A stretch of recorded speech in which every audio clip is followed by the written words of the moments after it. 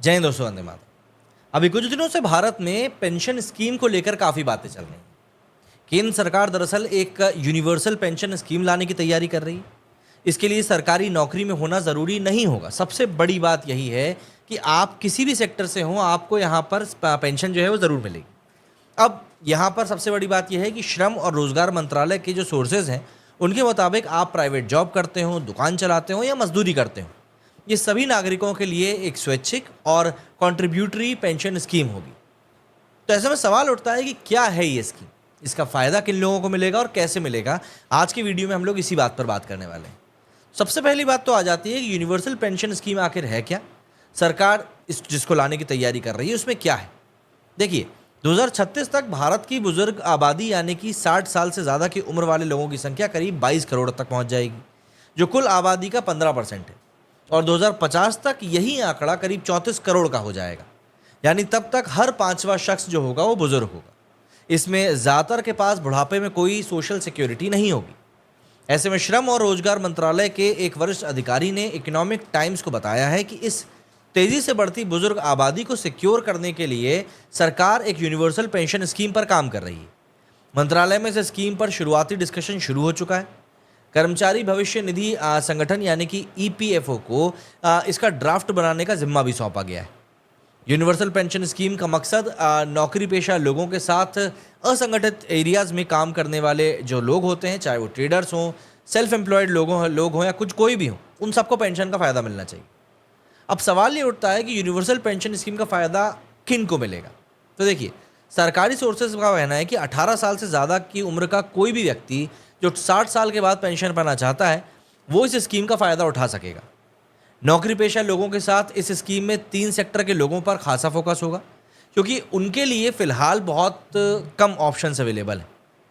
तीसरी बात ये आ जाती है कि यूनिवर्सल पेंशन स्कीम में मिलेगा क्या, भाई ये भी तो पता होना चाहिए ना। तो देखिए, अभी इस स्कीम पर प्रपोजल डॉक्यूमेंट पर काम चल रहा है।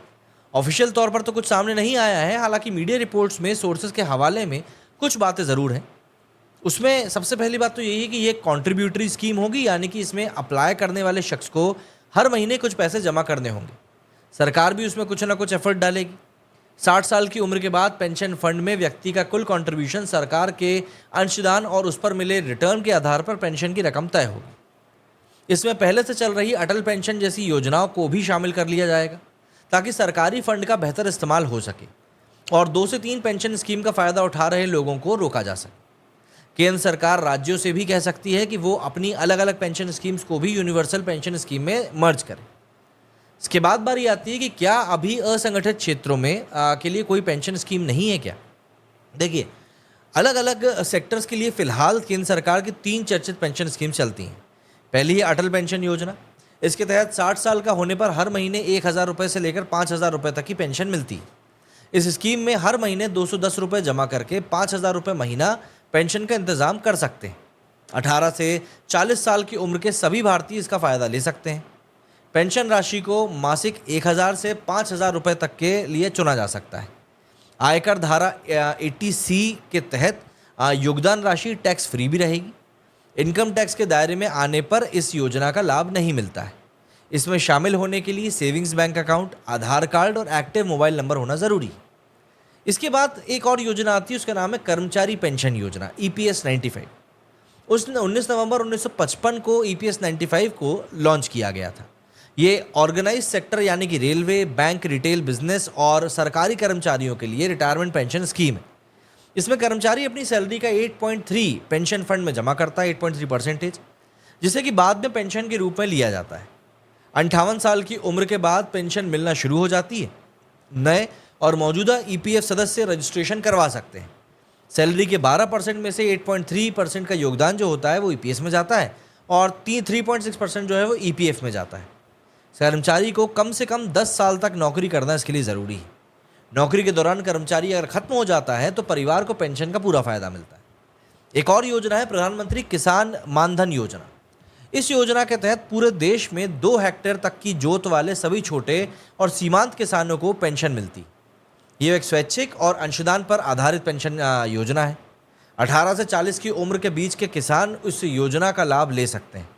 उम्र के आधार पर किसानों को 55 रुपये से लेकर 200 रुपये तक का फंड देना होता है। इतना ही योगदान सरकार की ओर से किसान के पेंशन फंड में किया जाता है। किसानों को 60 साल की आयु पूरे करने पर 3,000 रुपये की मासिक पेंशन मिलती है।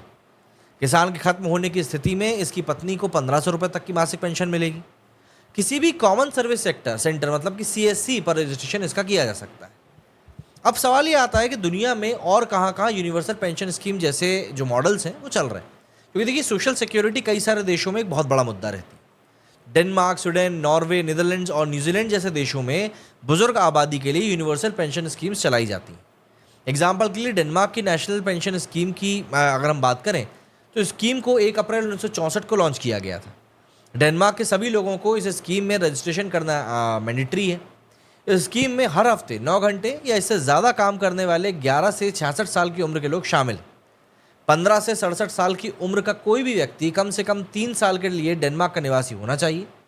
पेंशन का जो प्रॉफिट लेने वाले लोग हैं उनकी सालाना इनकम करीब 2.6 लाख रुपए से ज़्यादा नहीं होनी चाहिए। बेरोजगार व्यक्ति भी इस पेंशन स्कीम के लिए अप्लाई कर सकता है। पेंशन स्कीम में लाभार्थी को सालाना करीब करीब 5.8 लाख रुपीज़ मिलते हैं। 67 साल की उम्र के बाद हर 6 महीने में पेंशन में 5% की बढ़ोतरी करके 30% तक पहुंचाई जाती है। अब ऐसे में सवाल आता है कि क्या यूनिवर्सल पेंशन स्कीम आने के बाद NPS बंद हो जाएगी? तो ऐसा नहीं है।